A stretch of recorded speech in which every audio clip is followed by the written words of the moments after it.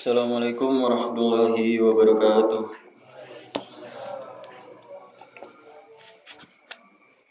Alhamdulillah.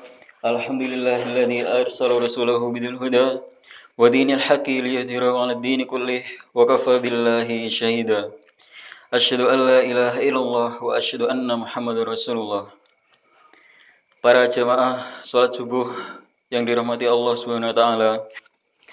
Saya akan menyampaikan 4 kewajiban kita terhadap Al-Qur'an. Mensyukuri nikmat tidak hanya cukup dengan mengucapkan alhamdulillah di bibir saja. Akan tetapi, mensyukuri nikmat juga harus disertai penggunaan nikmat tersebut di jalan Allah.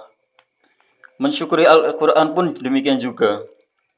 Kita tidak cukup hanya bersyukur karena telah memiliki kitab suci yang abadi, tidak mungkin dirubah atau diganti. Akan tetapi, kita juga harus melaksanakan beberapa tugas terkait dengan Al-Qur'an. Di antara tugas-tugas kita terhadap Al-Qur'an adalah sebagai berikut. Pertama, kita harus mengimaninya. Mengimani Al-Qur'an bukan saja beriman bahwa Al-Qur'an diturunkan oleh Allah kepada Nabi Muhammad SAW untuk dijadikan pedoman hidup bagi umatnya. Mengimani Al-Qur'an berarti juga mengimani seluruh yang dikandung Al-Qur'an adalah benar dari Allah. Mengimani bahwa Al-Qur'an tidak mungkin dapat diubah, ditambah, atau dikurangi. Mengimani Al-Qur'an berarti juga meyakini kebenaran Al-Qur'an untuk dijadikan petunjuk. Abu Jahal dan Abu Lahab adalah orang Arab Quraisy yang sangat faham terhadap Al-Qur'an, tetapi pintu keimanan terhadapnya tertutup atas keduanya. Begitu pula para orientalis, mereka mengenal Al-Qur'an, mereka bisa membaca Al-Qur'an dan memahami bahasa Al-Qur'an, tetapi ternyata mereka tidak mengimaninya. Nah, mungkin di antara kita ada yang sudah lancar memahami dan bisa memahaminya, atau sudah lancar membaca tetapi belum bisa memahaminya, atau barangkali sedang dalam tahap belajar membacanya. Tidak mengapa. Yang penting kita mengimaninya dan kemudian kita melanjutkan beberapa kewajiban yang lain terhadapnya. Kewajibannya kedua terhadap Al-Qur'an adalah membacanya.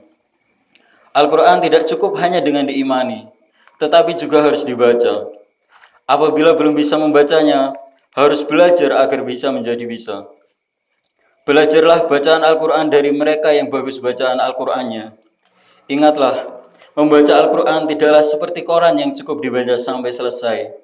Membaca Al-Qur'an harus menggunakan tajwid, makhrajnya harus benar, panjang pendeknya tidak boleh salah, waqaf dan ibtida'nya juga harus tepat.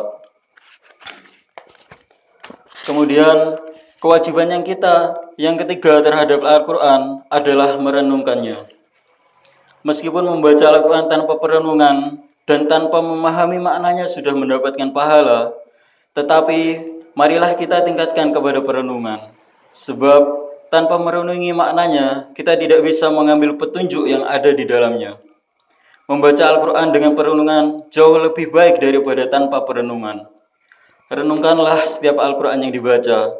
Insya Allah Anda akan mendapatkan keimanan yang bertambah. Membaca Al-Qur'an dengan perenungan juga bisa mengobati berbagai penyakit hati.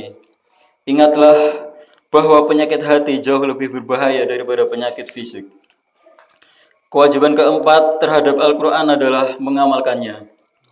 Al-Qur'an diturunkan bukan sekedar untuk dibaca dan dihafalkan. Al-Qur'an diturunkan bukan sekedar hanya sebagai wacana bagi umat Islam. Akan tetapi, Al-Qur'an diturunkan untuk diamalkan dalam kehidupan sehari-hari. Betapa banyak orang yang setiap hari membaca Al-Qur'an, tetapi perilakunya menyimpang dari Al-Qur'an. Dia membaca ayat riba, tetapi pekerjaannya sebagai pemungut riba. Dia membaca ayat tentang diharamkannya mencuri, tetapi mencuri uang rakyat tidak pernah merasa. Dia membaca ayat tentang memprioritaskan akhirat daripada dunia, tetapi angan-angannya sekedar angan-angan duniawi. Jangan sampai kita menjadi orang yang demikian. Jadikanlah para pengamal Al-Qur'an, jadilah orang-orang yang mewujudkan ajaran Al-Qur'an dalam kehidupan nyata. Kewajiban yang kelima terhadap Al-Qur'an adalah mengajarkannya kepada orang lain. Rasulullah SAW bersabda, "Khairukum man ta'allama al-Qur'ana wa 'allamah." Sebaik-baik orang di antara kalian adalah orang yang belajar Al-Qur'an dan mengajarkannya. Tentu saja Kewajiban untuk mengajarkan Al-Quran ini dikhususkan bagi mereka yang sudah memiliki ilmu yang cukup yang berkaitan dengan Al-Quran. Oleh karena itu, mereka yang belum memiliki kemampuan mengajar, dia harus banyak belajar terlebih dahulu.